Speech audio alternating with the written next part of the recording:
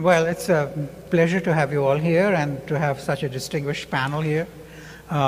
Before I introduce them, we're going to have a video because Pascal Lamy cannot make it for obvious reasons. He's in the middle of trying to rescue the round insofar as it is possible. We'll be discussing that issue.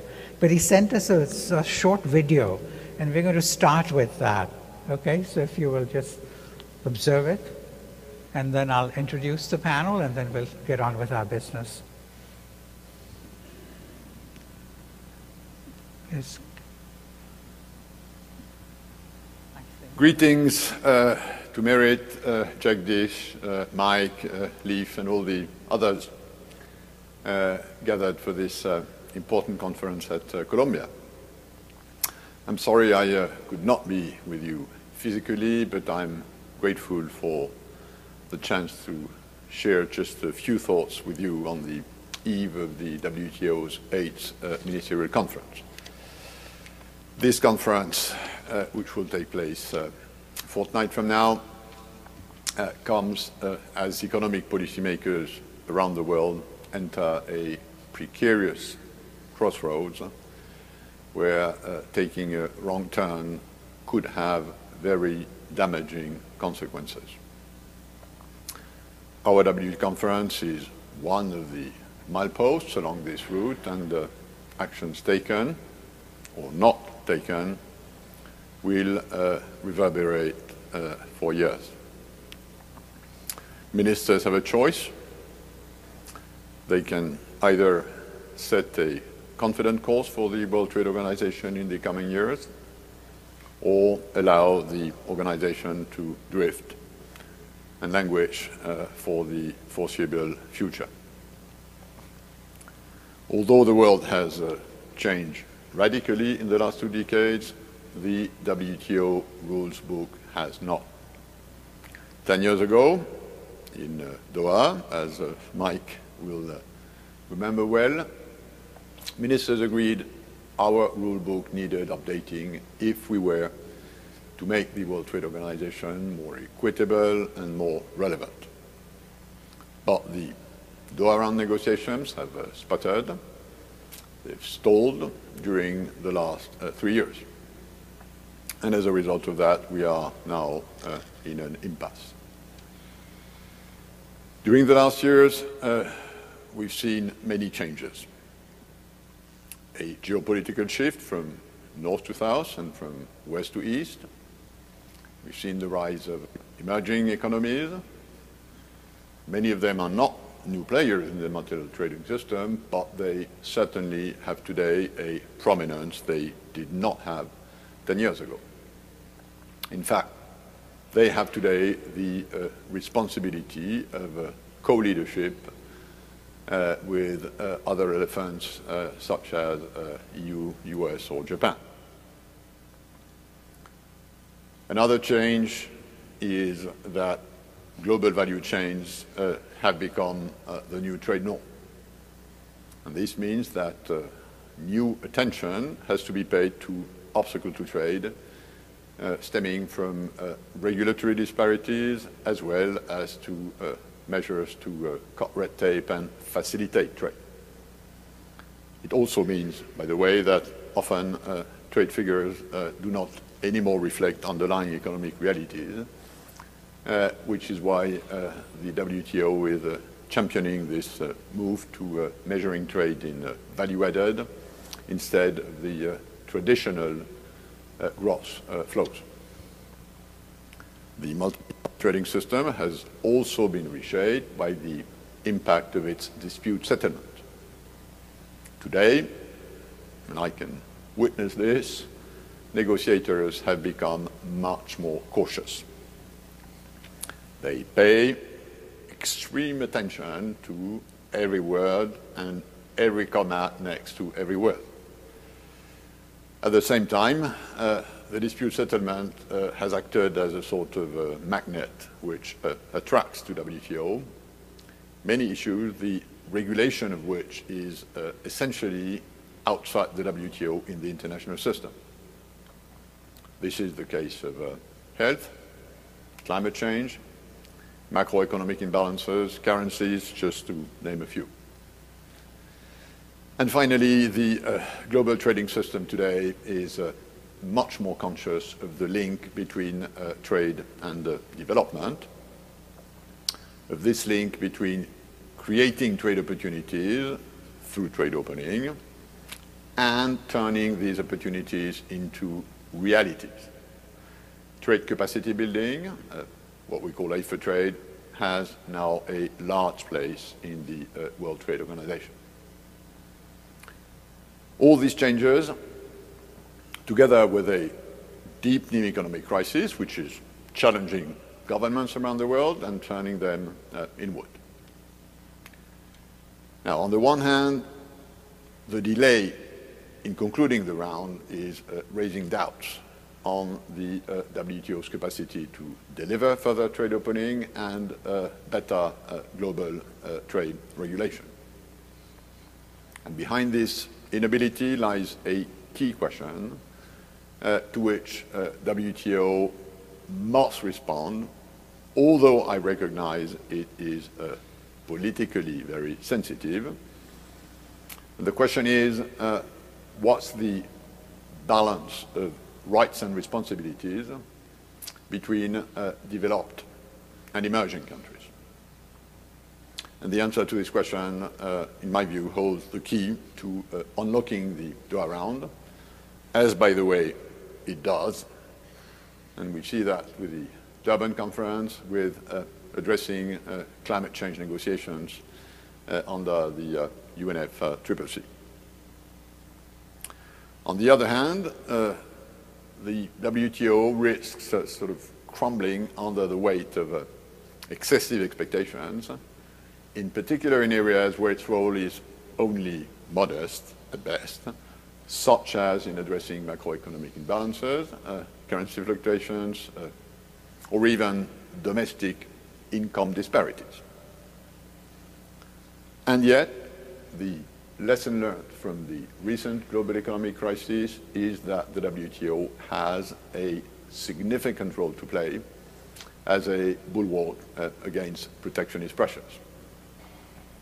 Despite trade restriction measures taken by WTO members here and there, the system of global rules has so far helped countries resist high-intensity protectionism and avoid a downward spiral. But as the world economic outlook keeps deteriorating, and I believe it keeps deteriorating, WTO discipline will again be severely tested in the month to come. So, the direction which the WTO should take for the future is in the hands of its members, who will have an opportunity to discuss this when they meet in Geneva for this ministerial conference. In my view, the worst outcome would be one of indecision and waffle in which governments slink away from the meeting with little idea of what they want from the WTO. As the WTO family enlarges to add Russia, Montenegro, to these developed countries, Samoa and Vanuatu, setting a course for this organization is more important than ever. So, help us doing this, and let me finally commend you for putting together this event, which I'm sure will provide our members with very useful food for thought. So, good luck to you all, and please don't be shy. Well, with those encouraging words about Doha and also the problems before it and the World Trade Organization, I think we're in a position to now start a panel discussion. Pascal Lamy is to be thanked for having held in for so many years, holding the whole negotiation together, reminds me of Arthur Dunkel, whose economic policy advisor I was in 91 to 93. He had also held it together for a very long time, and finally he managed to get it in a shape where Peter Sutherland could actually stand on his shoulders and get the prize. But without Dunkel, it would not have been possible. So I'm delighted that we had that Pascal Lamy agreed to do this video, even though he could not come himself, because he's someone we all the trade aficionados like me, deeply admire for having persisted with these efforts in the teeth of very considerable difficulties, which we are going to discuss in the panel today. Let me first introduce Michael Moore, whom I got to know fairly well. I wasn't his close advisor, but I was an external advisor, and I happened to see him at the WTO from time to time. And as you will discover, when he wrote a book, he writes lots of books, incidentally. In that sense, he kind of outdoes Obama in terms of the quantity of output. He could easily be a visiting professor here, if not a permanent professor, but I wouldn't wish that on him. But once I had to write a blurb for him, and he's so articulate that I said, New Zealand has two great voices, Kirite Kanawa and Michael Moore. So he came to me again for another endorsement. I said, I can't do one like that again. This was just a stroke of good luck. But Mike has been absolutely fantastic. He's particularly appropriate today because, in a way, Doha began with him, because we were together in Seattle when he was trying to launch the first WTO round, which then became, could be done because we then had, the whole thing went up in, in a whole lot of disruption. There's certain phrases I could use which are cannot be used in polite company as to what happened there. And then you had essentially, we went to the first meeting where I was part of the NGOs. I don't know, I'm a one-person NGO, or I'm a disorganized person rather than, but he was there, and there was a bomb threat right that morning. And so we all were together. Pascal was there too, actually, and then Claire Short, who is an outspoken woman. And they were all discussing whether it was safe to go in. And then I turned to Mike, and I said, look, we are supposed to be absolutely committed to free trade. Wouldn't you like to be a martyr for it? So you will see him, you'll hear him, and I think he's going to be absolutely fantastic. And he's really the man behind the whole thing, whole show. Leif Pagrotsky is probably the ablest trade minister I've met in my life. He was in the Swedish cabinet for practically 10 years. I met him years ago in Uppsala, and I could not believe he was a trade minister against a trade professor. He was extremely insightful, articulate, and then we got to be very close friends over the years. And one of his many accomplishments is that he really was the person behind the Everything But Arms, which in fact, and a whole lot of other initiatives. So I think, he's appropriate. He's also, I was around when the Uruguay round was closed, on which we will actually have to try and draw some example. And finally, the one and only Mary Janow, who is one of ours. You've all seen her perform. She's particularly appropriate for this panel because she was the first female judge on the appellate body. And it's not just that she was the first female, but she was one of the best people on the appellate body. And she came away at the end of her term with a very major reputation, which you will see justified. So I'm going to ask Merit, who has kindly agreed to moderate this panel, now to take charge and get going. Okay? Thank you. Thank you very much. Welcome. Welcome all. Well, it's a real pleasure to moderate tonight's discussion. This has been an event spearheaded by Professor Bhagwati, who, as you know, is a tireless champion of multilateralism and one of the world's most eminent trade economists. And tonight we are really principally focused on multilateralism, a topic that is getting surprisingly little focus, I would say, in policy circles, despite its record of remarkable accomplishment. Indeed, we are about to have a trade ministerial in Geneva around the Doha Development Round, the DDA, on December 15th to 17th. And I must say, listening to Pascal Lamy, I have never heard him more grim than his words tonight. So I think we should focus a little bit on the DDA. And let me just say, by way of context, that it was hard to get the DDA started. Indeed, the Uruguay round ended in '94, and it took until 2001 to get the Doha Development Agenda initiated.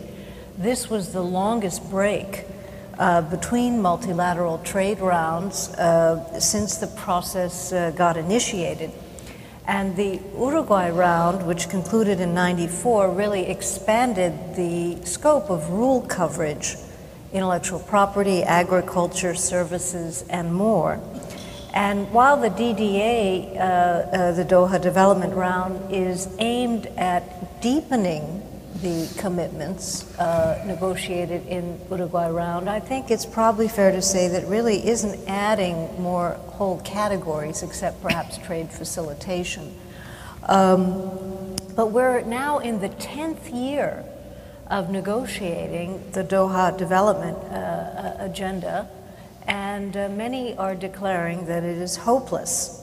At the same time, there are, some commitments on the table. And this is sometimes blamed on the fact that we're still digesting the Uruguay round, that the WTO has become unwieldy with 153 members, that it was characterized as a development round but has underperformed and overpromised on the development issues, that there's been an absence of leadership, that China is in a different place in the world, and there's now fears about China. So many causes are pointed to as contributing to this state of affairs. But we have three leading authorities on multilateralism, each of which have been and continue to be profoundly engaged on international trade issues. So I'd like us first, if you would, to help us think about what went wrong with the Doha Development Agenda and what dimensions of what went wrong are particularly relevant for thinking about the future. So let me invite Ambassador Moore, who was deep in this thicket from the beginning, to offer your thoughts, and then we perhaps could have a dialogue around that. Sure. Firstly, if I pay tribute to Jagdish, I'm one of the true believers. I think there's only about 4 of us really left. But I admire you and respect you and honour you for what you've done throughout your life.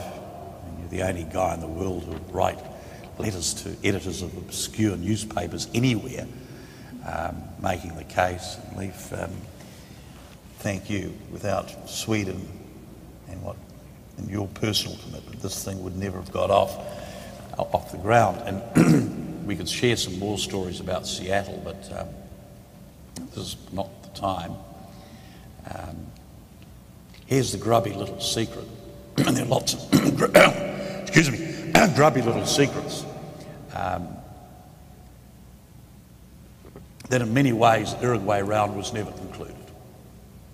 Some difficult subjects were kicked in the air, keep working, agriculture, textiles elsewhere, and getting this Doha development agenda up was not as easy as some make out. That many developing countries were saying, why should we accept these new issues? Because our own issues have been postponed for so long. Even in textiles, where we think we've got an agreement, you haven't done anything to the 10th year or 20th year. Why should we accept it? Then we had, and that's a good case, by the way. There's a very strong argument. If you're Latin or African, these are very strong arguments. Because of political skill and hard work by friends, I think we managed to create a consensus that unless this agenda was wide, nothing would happen. And why is it called the development agenda? Here's a story that will horrify you as students. It's called the development agenda because I had half a dozen ministers staring me in the face and saying, I had stood in my parliament and said there will be no new trade round. I said, it's not a trade round, it's a development agenda. These are the sort of things that don't appear in too many textbooks that get it going. It breaks my heart because this is what was and is an opportunity. I'm not prepared to say it's over, by the way, for the biggest rebalancing of wealth from north to south in history. And we've got to remind ourselves why we're in this business. We have, through the multilateral system, the huge generosity of the greatest generation, created more wealth in the last 60 years than human history put together. How that wealth's distributed is another issue. But we have done this. And those who oppose this process of globalisation and demonised it have a lot to answer for, because they can't point to a model that I'd like to go, of a country that I'd like to live in. I can point to models that are improving. They can only point to models that are getting worse. And here's the go. Essentially, the great moral issue, economic issue, environmental issue of our age is how we get another 1 billion, 2 billion people out of the shadows and the humiliation and dignity of poverty into the sunshine as citizens, as consumers, as producers. And we have to get this message out there, and we shouldn't change it. And if we hesitate and look down, we won't get people following us. Now, having said that, where are we? I'm at a bit of a disadvantage because I wish Pascal and the WTO all the best. I've never written an article or made a comment against the process. And I have, of course, strange enough, strong views on it. Here's the essential issue, and we owe each other in a few weeks the truth. Economic history is sped up. We can't wait 10 years. The model keeps changing. Take the Korean trade deal, which the Congress has passed. When that was actually concluded, from the time it was really concluded, 99%, to the time it was passed, if you back it up, iPads were not invented when they could have voted for it. And it took so long to get it through, iPads were invented. Economic history is sped up. And what looks fine and was a case 10 years ago, here's the deal. There's not enough in it for some friends. Look at the Fortune 500 then, look at it now. And there has to be something in it. Now here's an inconvenient reality.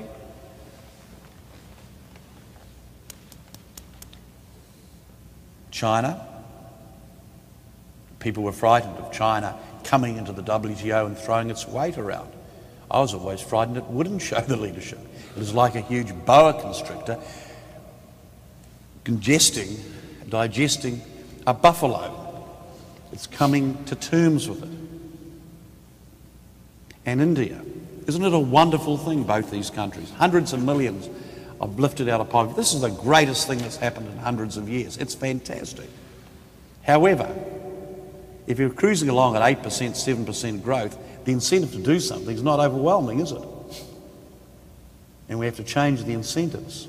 And here's something else that we need to say to dear friends. China and India are just not other countries.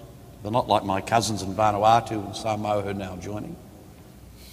India probably got more millionaires than I've got people in New Zealand. So it is an economy that is both developed, developing, and least developed. And same with China.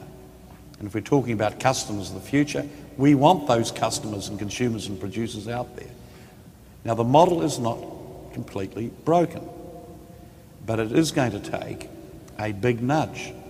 I used to joke, the only time I'm serious is when I'm joking. at the WTO, there is only one thing worse than the big guys ganging up. It's when they don't. And the configuration of the big guys has changed. It's quite quaint thinking of the old Quad now. And the configuration of the bigger guys has changed, and really they need to start trying to put something together. Then it's our job to ensure that there's enough in this to take to the poorer players, the smaller players across the board. And Pascal gave a very accurate and sombre report. The currency issues, climate change. The climate change, I'm quoting Alan Oxley here, the Australian ambassador apparently in Durban said this is going to have trade implications. It will, because there are those out now in the absence of a protocol and progress in this area will now say, oh, food miles, great thing, good thing unless you're a Kenyan grower. Buy local, good thing if you're from a wealthy country, and all these things will make the job of the politicians that much more difficult. So, look, I don't think this is over, and I do not agree with dear friends who want to throw a hand grenade into the waiting room of the WTO and say it's over. We must never say that, because it'll be so hard to get going again. But in truth, you keep the Doha development agenda up, you put more gas in the tank, and you put a few more people in the front and back seat and start driving the show. But essentially, it is a political thing. I used to get irritated, and I got irritated easily, when people demanded the WTO do something. The WTO can only do what its members are allowed to do. Of course, you can push as a Secretary and a Director General, and throughout history, Director Generals have been quite useful, but when they do it, it's the last thing they ever do. Mm-hmm. And that's okay. You can only commit suicide once, though. I managed to do it through the Chairman's report. Of course, when it was going bad, it was the Director General's report. When it went well, it was the Chairman's report. That's okay too. Whatever works as public servants. I'll just conclude with one appeal to another generation who will succeed when mine have failed. A little bit of history, because it's our only guide. When Woodrow Wilson went to the Senate, he was sick, he was dying, and he could be a brilliant speaker, but when you're tired and you're sick, you tend to read your speeches written by your officials. And he was trying to get the Senate to agree to the League of Nations. And the great man, well, I know he's a great man. Anyway, he certainly had big visions.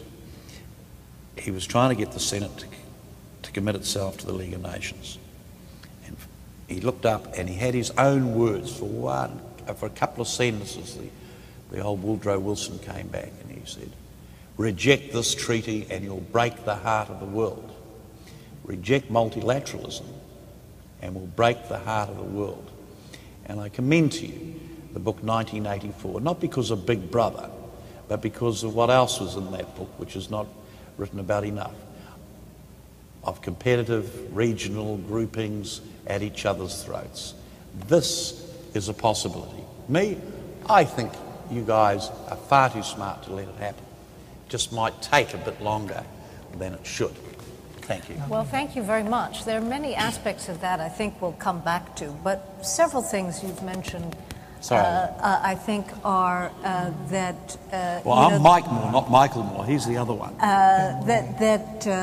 The Doha disappointed, but I would note that, of course, the fact that these commitments were back-end loaded were straightforwardly part of the agreement. But it was a deal. It's the best you can do, Yeah, but so part of it from your perspective is that it was back-end loaded and countries were disappointed and time is sped up and countries want more faster. I think that's part of what you're seeing is the disappointment of Doha. I'm sorry, I also said that there are some major leading players, and not the obvious ones. There's enough blame for everyone, and I hate naming people, but it's easy and fashionable to blame the US. It's easy and fashionable to blame China. It will become easier and fashionable to blame India, I hope. You know, good for them, they're going well. There's enough blame for all of us. And they've got to show, those who've done well out of the old conditions should cherish and protect them, because they have the most to lose. Absolutely. Maybe not the most to gain now, but certainly the most to lose.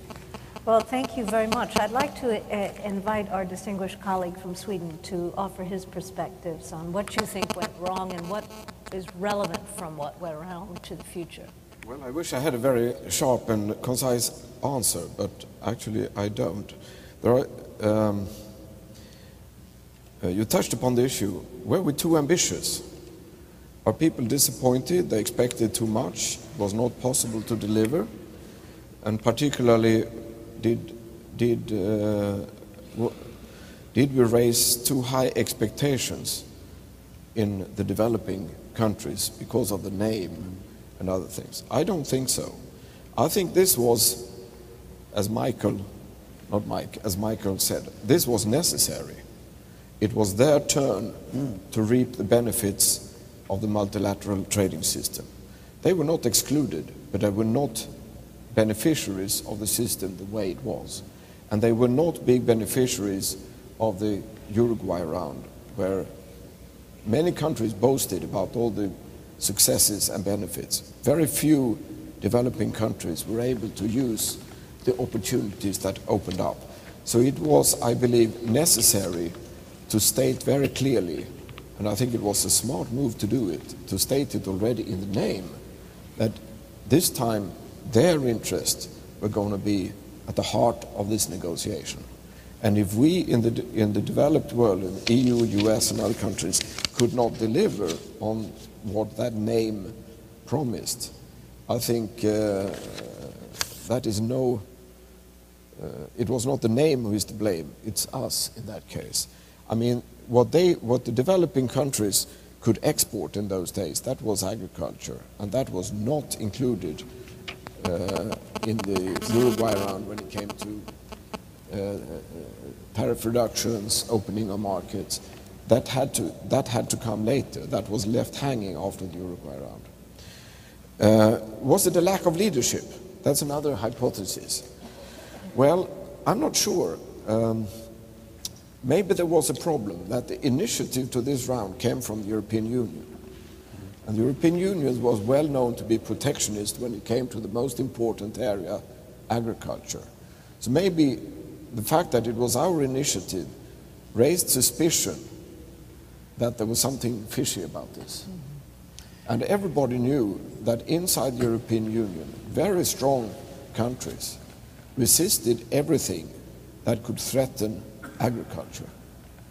And so maybe this gave it a bad start, that people suspected that this was not an honest way to open up, but a way to promote the interest of the EU and US. And on the same note, I would say that if negotiations had been conducted with strong leadership from somebody like EU or US, that people expected to do it or wanted to do it, I think they could have triggered the same suspicion and defensive mechanisms. So maybe, if I could offer another idea, maybe it was a lack of middle ground, common sense, willing go-betweens, middlemen, middle countries. Like in the Uruguay round, there was a group of ambitious small countries that were like mediators between the big elephants. And some of those countries had become members of the European Union. Some of those countries were not very interested anymore, and they were simply not there.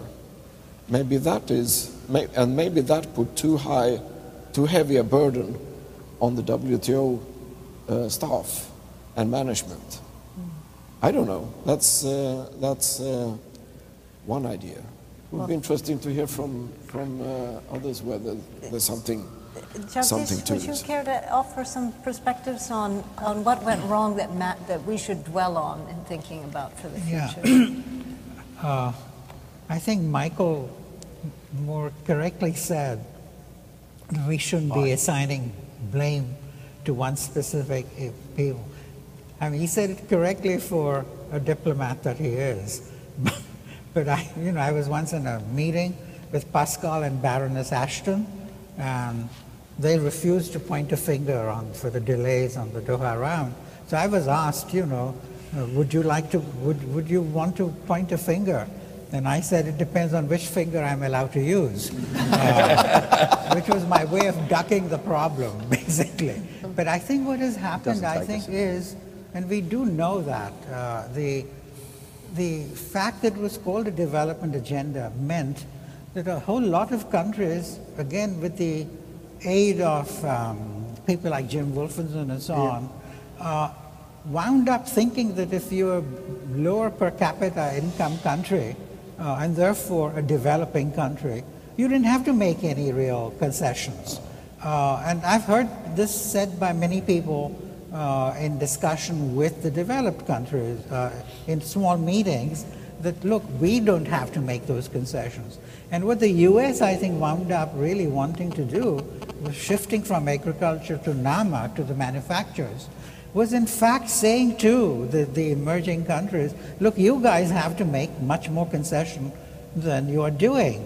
And the other side would simply refuse to do that. So that was one of the problems, that the US shifted this whole philosophy from one where you have developing countries on one side, and then you've got the developed countries on the other side. Now they were saying, we are going to deal only with the least developed countries, and you guys who have now emerged, like South Africa, Brazil, China, India, etc., you guys now are on our side, and so you have to graduate. That was a phrase we used in that context. So you see that in the Durban negotiations and the Copenhagen, namely, the developed countries don't get anything. Rather, the emerging countries don't get anything. In fact, they have to actually make contributions themselves to the $100 billion fund. So they're co-opted or graduated, and everything now is on all the burden or the benefits go to the developing countries. So you've suddenly, with the rise of China, with the rise of India in particular, and Brazil to some extent, and China, of course, is an overarching thing, the United States now is in a very different game. It will not negotiate with anybody unless you get major concessions from countries like India and Brazil and so on, and they will not accept that because they've bought into this line that because they're emerging but they're still poor, they don't owe the same thing. So I think there's a conflict of two paradigms. America is now in the game of what is in it for me kind of attitude, because it has lost its nerve. It's not providing the multilateral leadership, in my opinion. I'll tell you one. I mean, when the new Indian trade minister, after our elections, when the communists were bundled out, so the Indian Prime Minister was more free to do trade, as you will remember from your prime ministerial days. But Obama came in, and he was more constrained because the unions, which are fearful of trade, were constraining him. So when the new Indian minister came, of course he was smiling, and so was Ronald Kirk. But when the Indian minister came here, and the Indian PR had a huge meeting of virtually every important PR in the system. And guess whom Susan Rice, our PR, had sent? A second-level person from ECOSOC. Next time the Indian minister came, he said, US has told him, forget about Doha. There's nothing going to happen. Just and there was so I think there was something went wrong in the US itself. And right now, US has become a rejectionist power. You go to Geneva and everybody says that the US is the one which is holding up. They will not deal even with a very light version of Doha. And so I think I would just like to say it is a big problem right now. And I don't know how we're going to negotiate our way out, because the US is diminished, but only marginally. And if the US is the biggest Rottweiler on the block, if the US refuses to deal with the multilateral system, there's no way we're going to get anywhere, in my opinion. No, and this time around, I was in Geneva yesterday and day before, so I had a meeting with two ambassadors to the WTO. They said India had actually made offers, but they were just rejected outright, meaning we don't want to deal, so forget it. It's not on the card. So I think there is something, when I think it has to do with the loss of nerve, the unwillingness to exercise any leadership, and I think it's a sort of, I feel sort of sad, you know, because Obama, after all, came into power. Into offering multilateralism, and here is one multilateral agreement which is within grasp if he only relaxes a bit and takes. So I think that's what I would like to say, just to add to a different perspective to what Mike had said. Well, we could have a very interesting conversation about what leadership means today. I think for many, it means that other countries in the United States, that other countries have to come forward first, that the U.S. is not going to come forward first. It is, in fact, indicated that it has already put aggressive proposals on the table and is willing to move to them if others would be willing to come forward first. But before we move to a slightly different topic, I'd like to invite you, I think you had a reaction to Professor Bhagwati's remarks. Yes, I think the United States has not been regarded as multilateralist by people like me, people on the other side of the negotiating table, apart from a very short period after 9/11. And that's when the meeting in Doha took place. And that's when America really showed flexibility and showed a genuine desire to move forward together in cooperation with everybody else. And that really impressed people. But that turned out to be rather short-lived. And it was not very present before that either. So the WTO process was always influenced by the American election cycle. So every 2 years, people said nothing can happen because there are elections in the United States. There are elections everywhere all the time. In Europe, we talk about the same cycle in France, and when there are elections coming up in France, nothing can happen. Then there are elections in Germany, nothing can happen. And now there are so many countries. So I come back to this leadership issue. The multilateral system would suffer if there were strong leaders driving the process, because there is a contradiction in term between multilateralism and strong leaders. So my reflection that a group of countries, like in the Uruguay round, when it was like Chile, Uruguay, Singapore, Sweden, and some other countries that were trusted by many other countries, had very limited interest of their own, but had a deep interest in the multilateral system as such. They could move the process forward. Sweden chaired 2 of the 4 working parties in the Uruguay round. And the staff that I had at my disposal were tremendously experienced because they were at the front line of these negotiations. And maybe I'm biased because of this, but in this negotiation now, I cannot see anybody playing this role. So instead it's China and US, India and US, EU and Brazil and China. Everybody's suspicious of everybody else, and very little moves. Well, that's a very interesting observation. I should note, I think actually New Zealand has played also a very constructive role in parts of the Doha development agenda. But let me switch gears a little bit and ask you, is there a real cost to failure, or is there not? Because I think the assumption is that, other things are going on now. We can turn to some of these other things shortly. But 10 years out, negotiations at an impasse, no likelihood in the foreseeable future that leaders are going to spend political capital, and that's what it takes, to make additional concessions to drive this process forward. You know, some would say, well, you know, we should bring this to an end so that we can focus elsewhere. Is there a cost to failure, or what is that cost?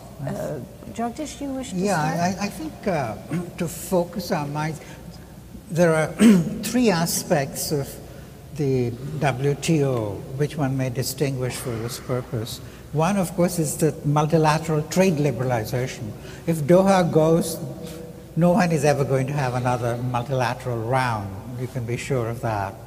So that's gone. So what remains in its place? Basically, the bilaterals and some plurilaterals. These are discriminatory trade arrangements. So some of us are worried like mad about it, you know. I mean, in fact, lots of us are worried about they being, you know, proliferating and so on. But let's forget about that one further. But I think it will also affect the other two, which is rulemaking and dispute settlement. Yep. Because rulemaking then will be done in bilateral fora, where they will be usually the large country, hegemonic power, if you want to call it, or superpower, or if you're French, you call it hyperpower. But they will, in fact, in bilateral agreements with little countries, will lay down a template. That template is about rules, all kinds of rules.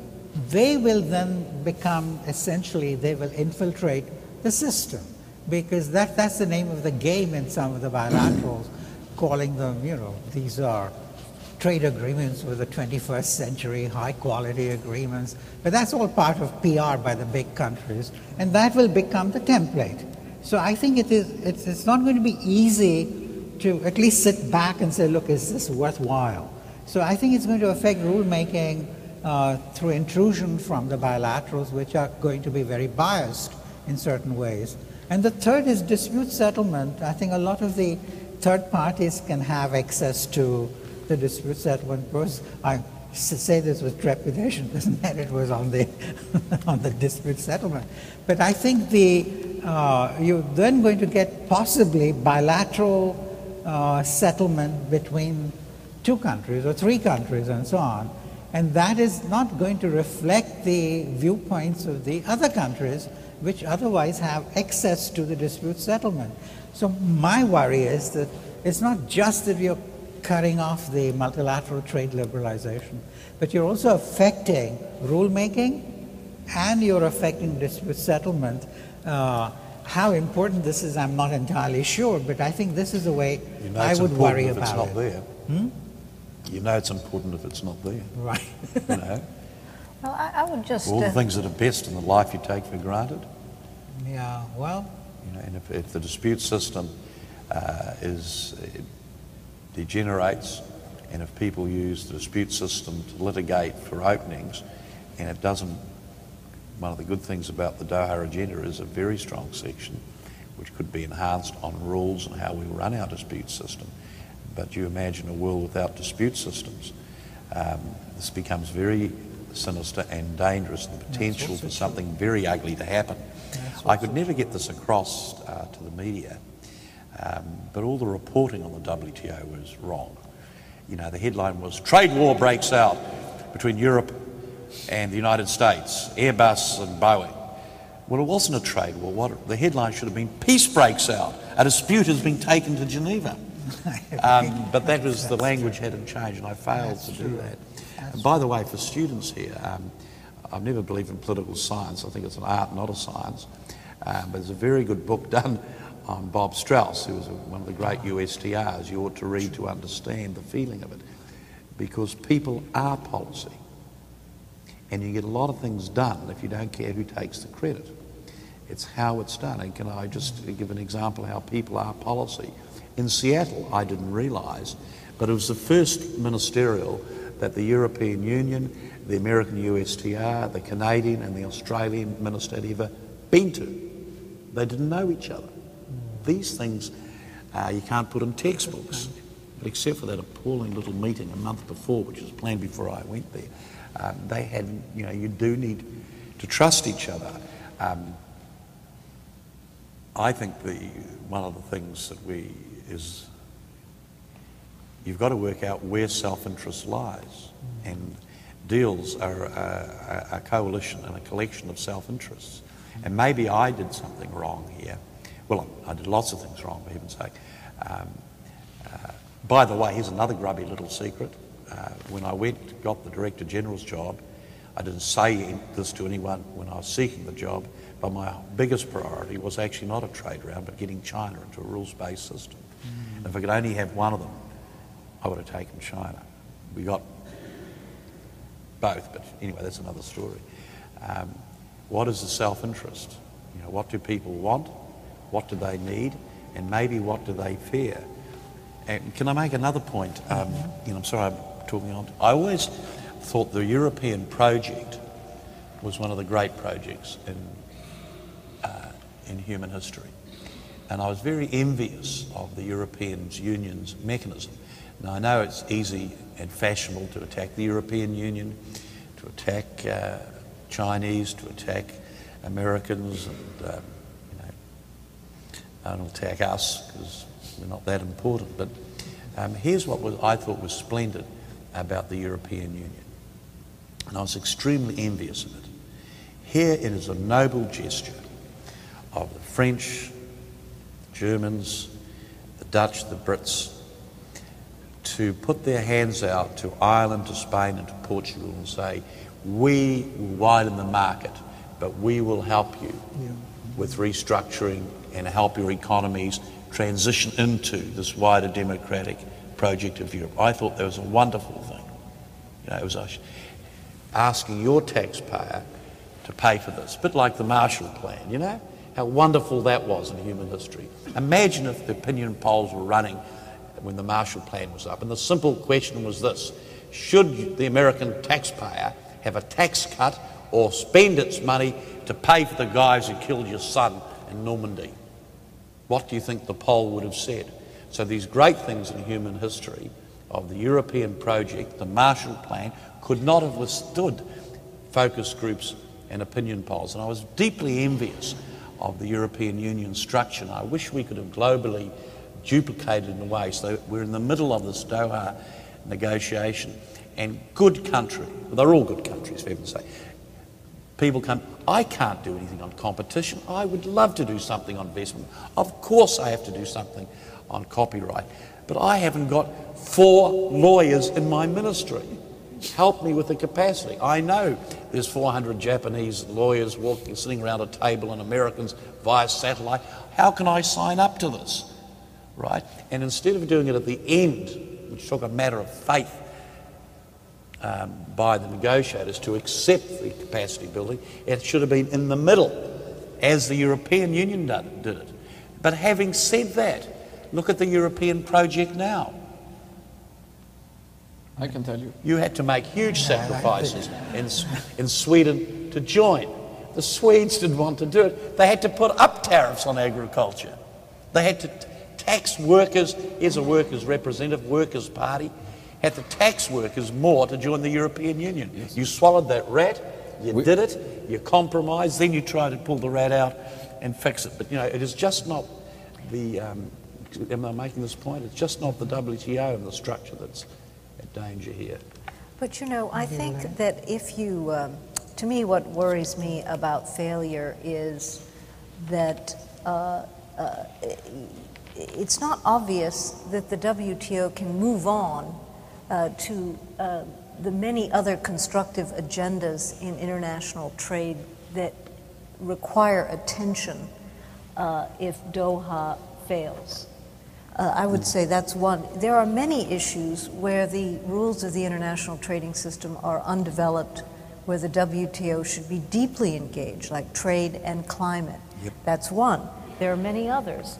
So if Doha limps along like this, if it refuses to die, and if it dies, the question I have is, can we move on to a constructive trade agenda through the multilateral instrument of the WTO in some fashion? Second, in dispute settlement, what worries me is not that you'll set up new mechanisms, but that you'll take the hard questions that negotiators have been unable to address to the WTO dispute settlement. Yes, and then you have 7 members of the appellate body who are not empowered to answer unresolvable questions, who will nevertheless be obliged to do the best they can, that could potentially be I think that's a bigger very danger much than Doha at at risk. the moment. Yes. That we litigate on products, and by the way, I'm on the side of these people who want to do something about some products that have been outstanding, but that's not how you do it. Right. It's not fair on you. It is not fair. And it'll bring you into disrepute. So can we, if Doha fails, can we move on? Do you have a view on that? Well, I think if, when you say if Doha fails, I suppose you mean if it's declared dead and the process stops. I mean, it can go on like this for another 10 years without anybody saying it's dead, but activity will still be there and nothing will happen and no progress. But I assume your question is if it stops, then I think there must be a time of idleness to wait for a new opportunity and wait until there is a desire to move again. It will not be possible, I believe, to sort of impose or try in an artificial means to restart the multilateral agenda. I think we could harvest some things that are on the table that has been negotiated. That could be. But on the fundamental things, whether to move the entire multilateral system, I become pessimistic. We will have a period of lawmaking by the judges, where the legal experts will decide one time here, one time there, stochastically where it will move, and that is, just as Michael said, that is a very bad solution. Of course, it's good that they do it, but we need rules and regulations decided by governments, by politicians, by peoples, not by civil servants who do their best in a difficult situation. That is not the kind of development of the legal system that we would like, but that is the kind of development that we will see until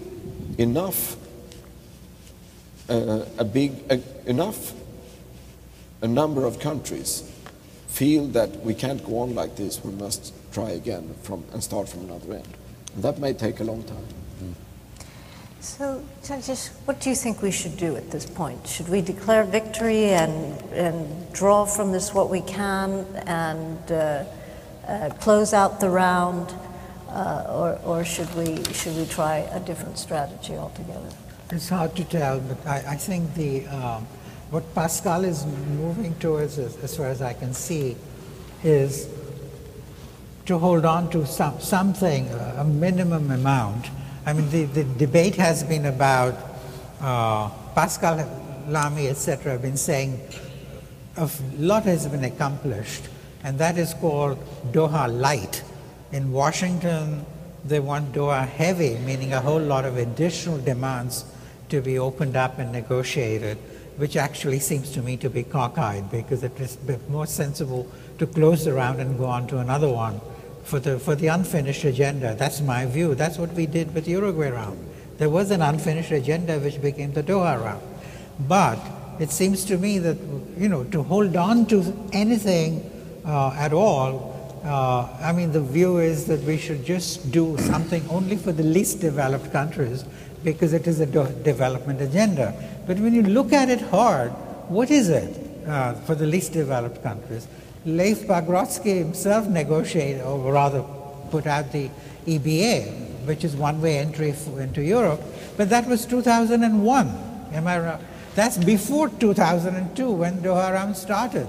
So that's not part of Doha, It was underway. the least developed. It was underway. America has refused to, in fact says, whatever we conceded in terms of having one-way entry into US is off the table, unless the whole thing is negotiated on a Doha heavy basis. That's what everybody says in Geneva.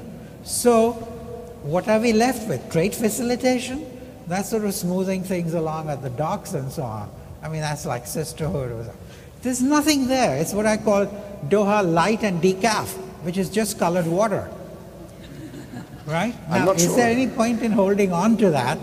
Maybe, I think, I would like your reaction, Mike, to this, because it's a way of, it's a bit like Copenhagen and maybe Durban, that you get nothing, but you declare victory and, you know, go home and celebrate and get your friends in the press to write nice stories about how you succeeded. So maybe that's the way to go. I don't know, I can't make up my mind. Please. I'm not sure I agree with Jagdish here. I mean, things have been accomplished in these negotiations that could be harvested, but everything awaits everything else. So that's the bad thing about the bad round. That was what made me hesitate to vote for a round in the first place. That we learned from the Uruguay round that while everything was negotiated, nothing made progress until everything made progress.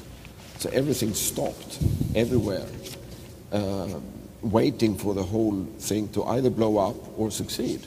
Now we've had 10 years of no progress anywhere, but there has been progress in these negotiations that have not been delivered yet.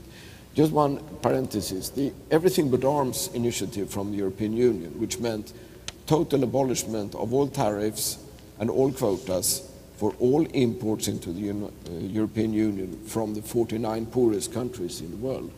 That was China done. has moved on that. That was. And New Zealand had moved on Yeah. that. Rough, you know, but a lot of us have That's done very that, good. and that's the spirit of Doha rather than the law of Doha. But what I wanted to say was that it was done as an investment in confidence and credibility in order to prepare the ground for the ministerial in Doha. Some of the European countries did it because we felt this was a good thing to do on its own merit. But we were not many enough to get the majority in the Council of Ministers. So this was an argument that was effective for some countries, and we had to move country by country in order to get a majority, and we did it through a lot of manipulative techniques that I was the chairman of the council at that period, and it was not one of the techniques that I'm most proud of, but it was the result I'm most proud of. Good I for you. think. But, you know, excuse me, I know we're going to questions, but if I can make a couple of points quickly. That was also the spirit of Doha, and that New Zealand lifted, you know, for all these developed countries. Yes, that was easiest to do. You know, you did most of it. All of it. All of it. The joke was anything but... Everything but arms, And farms. not arms. And sugar.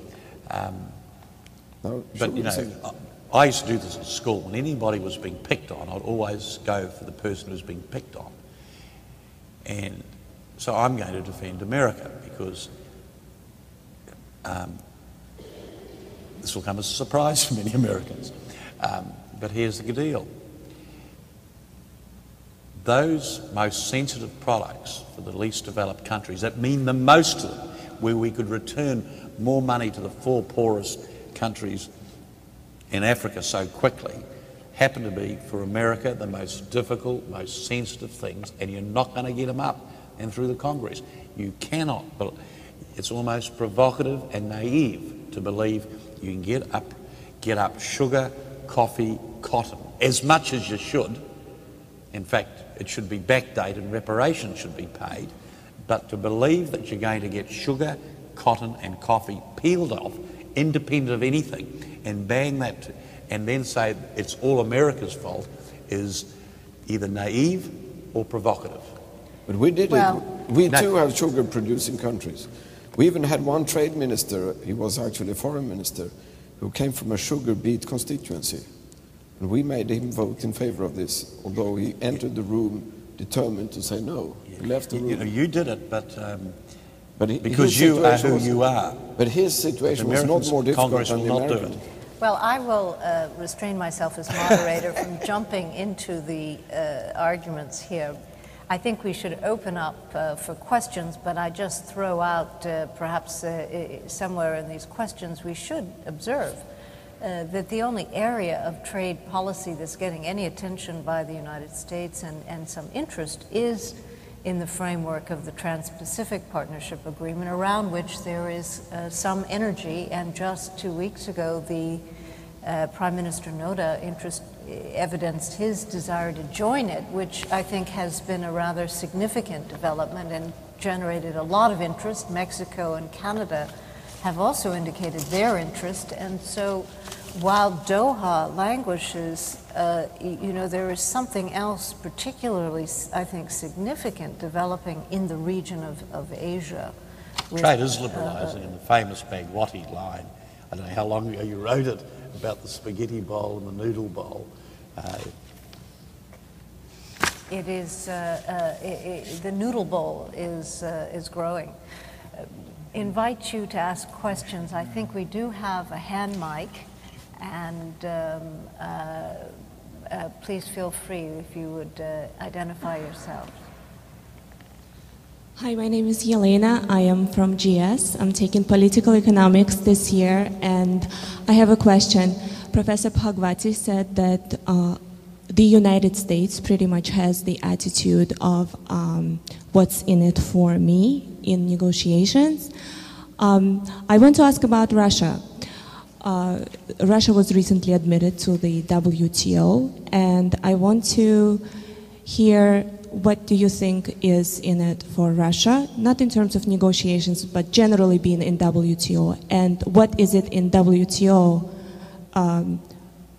in Russia by having Russia's membership, and Russia is one of the members. Thank you very much. Would you like to well, I can. I think you should answer that. Yes. No, I think we'll start. Yes. Michael Moore and I participated in a conference in Moscow, actually starting these negotiations in the year 2000. They had started long before, but they never got anywhere. It was not serious from any side.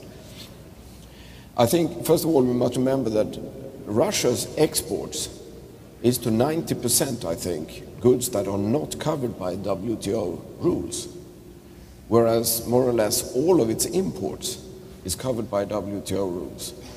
So for Russia to join the WTO is in fact an offer to abide by the rules when it comes to their imports, whereas they do not have much to gain on their own exports. Yes. And most countries view this balance, and unless they can gain favors on their export side, they're not going to give up anything on their import side. So the Russians are very different from the rest of us in this respect. I think there is one thing that is important for the Russians, and I've actually heard Mr. Putin himself explain this at great detail. Through this deal, they can get a mechanism to help them modernize their own economy. Yes. That is the real deal for them. And of course they have other problems as well. I mean, they want to hand out benefits to one oligarch or the other, or to their state-owned enterprises, and they have to restrict what they can do in politics. But he understands, and they understand, the underlying mechanism that this is a tool to renew the structure of the Russian economy. And remember, they never did that. They failed so far. They've been experiencing rising prices for energy and raw materials. They've been able to deliver rising living standards, but they understand how quickly this can change. And they've not been able to transform the rising export revenues into a flourishing domestic economy in other areas like services or normal production. Well, having a bear in the room with the elephants is hardly going to make it the round easier. However, this is very important. I do remember the conference, Leif, and you'll be surprised to know, or not, because your people are very good at knowing what's going on. I was arguing very strongly with the Cairns group, and I thought they were extremely short-sighted in terms of the agricultural demands of Russia. And if I had my time again, you know, we can spend 10 years arguing whether something's 12 or 15 years to be implemented. But you hit the nail on the head. And maybe I was a bit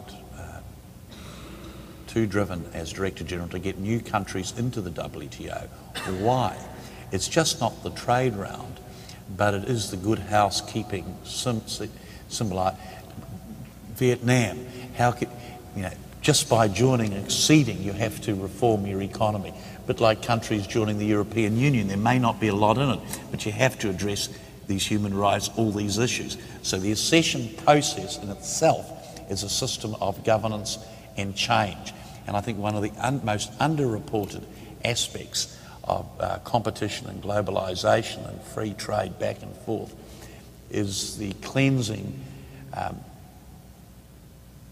virtue of competition, of how it can elbow out the worst of the politicians, the worst of the bureaucrats, and worst of the phony crony capitalists. And that's why I was driven so much, in Africa and other countries, to get people joining up, because staircasing those reforms, exactly what you're talking about Russia.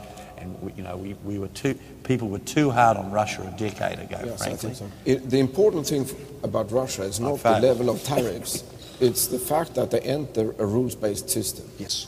That's much more important than whether a tariff is at level 12 or level 8, or whether the percentage of votes you can have in a telecoms company is 49 or 51, compared to the fact that they enter into a fundamentally rules-based system. And also the fact that they benefit nothing, almost, on their exports. But they do give up a lot of room for domestic politicking on their imports. Thank you very much. I see a couple of people, if the lights are accurate, and if I could invite, perhaps we hear the questions and then have a chance to respond. Professor Desai? I have two questions following the earlier question on Russia's entry, forthcoming entry to the WTO early next year. We know that the Jackson-Vanik Amendment to the Trade Act of 1974, which the US Congress passed, links non-discriminatory trade treatment for Russia by the US to Jewish immigration from Russia. If Russia becomes, and it will early next year, member of the WTO, then would you think that the US would be in violation of WTO practices if the Jackson-Vanik Amendment is not abolished by Congress? I have a related question, second one. Both the Democrats and Republicans in Congress, and you would be surprised, they are united on one issue.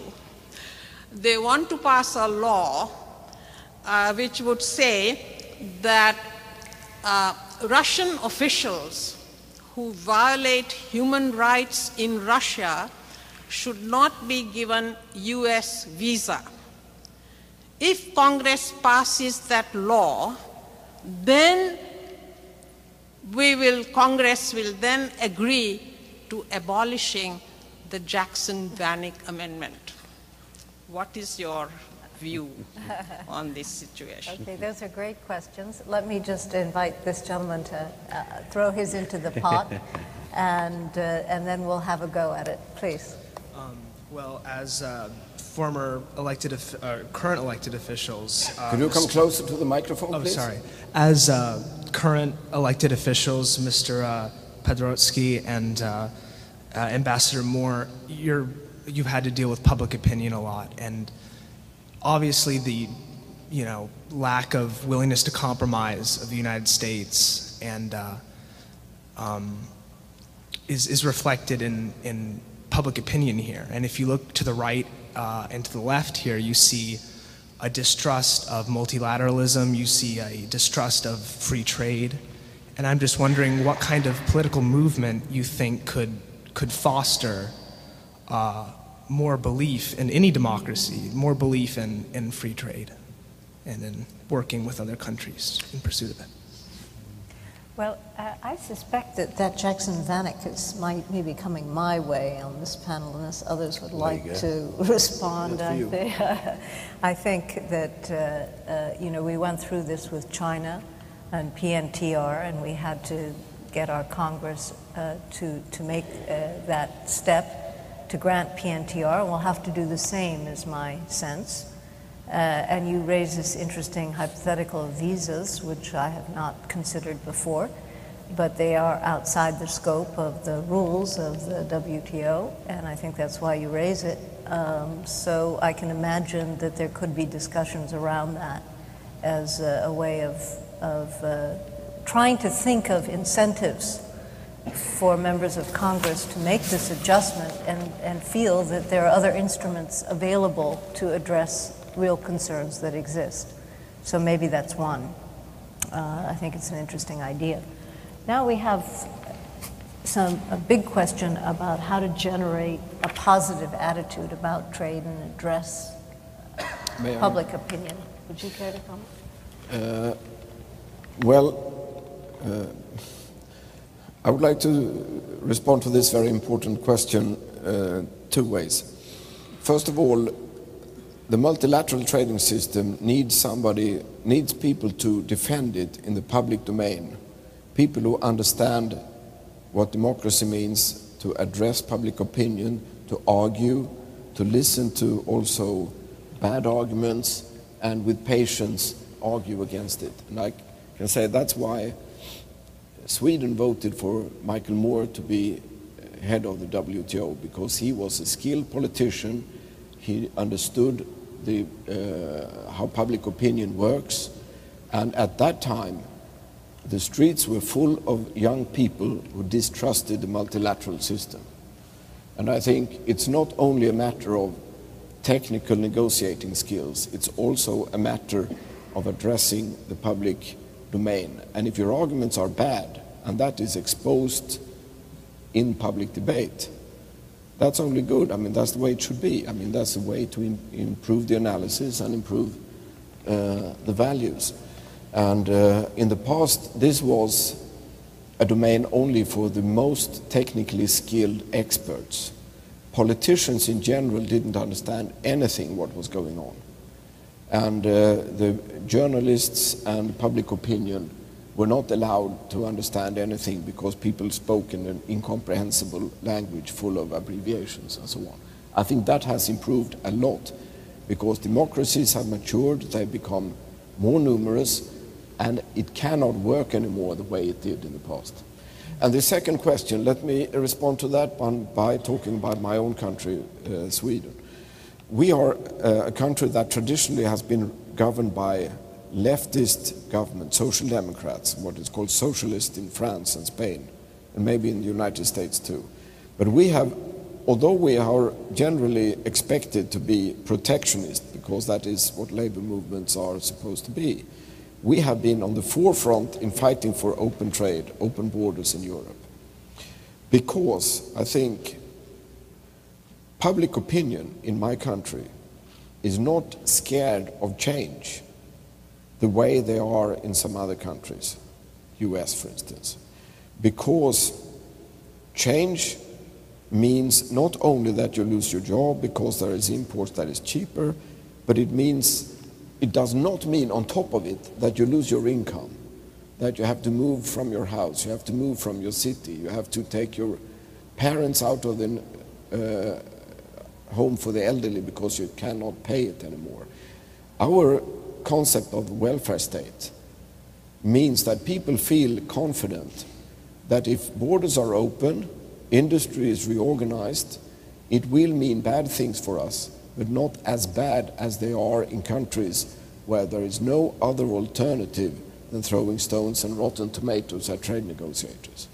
So I could, from a left-wing point of view, push the European Union in a free trade direction without having stones and rotten tomatoes, rotten eggs thrown at me at home, because of the system, of the way we have organized our society.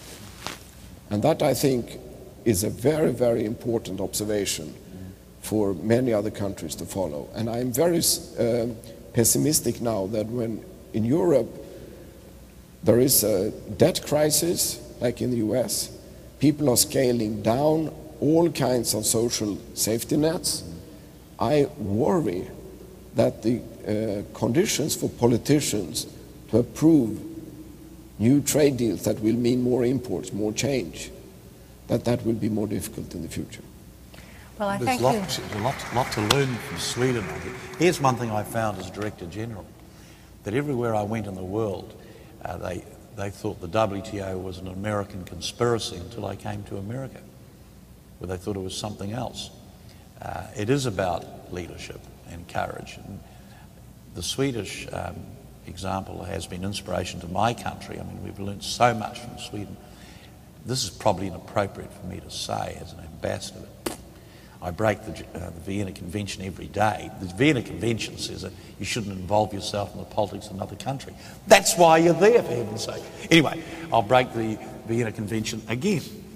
If you study the Pew Institute and the reactions of people to globalisation around the world, where do workers feel most comfortable? Sweden, Denmark, to a lesser and declining degree, my noble little country. Where do workers feel the least comfortable with change? Bluntly, it is in countries like the United States. And it's an awesome responsibility when you're negotiating for a worker's wages. It's hard, but if you realise that if you fail in that negotiation, the worker not only loses their wages, but their health insurance, their old age pension, all those things. And this is, I think, a unique characteristic of the American economy, that we've been able to take a lot of this off balance sheet. It's still on balance sheet here, and it's very tough if you're a trade unionist. You know, and we're talking to unions all the time about trade. If you're a trade union leader here, it's real tough. Look at the you imagine pensions you got to look after, the health insurance, the mortgage, as well as the wages. Not many societies on earth put that responsibility on trade unions. Well, I thank you all very much. This has been a great discussion. I think we are out of time. We've asked the questions, multilateralism and trade at risk. Should we and can we rescue the Doha round? I think we've answered that we should rescue the Doha round. I'm not sure we've answered how we can rescue the Doha round. But please join me in thanking our distinguished panel and thank all of you for coming tonight.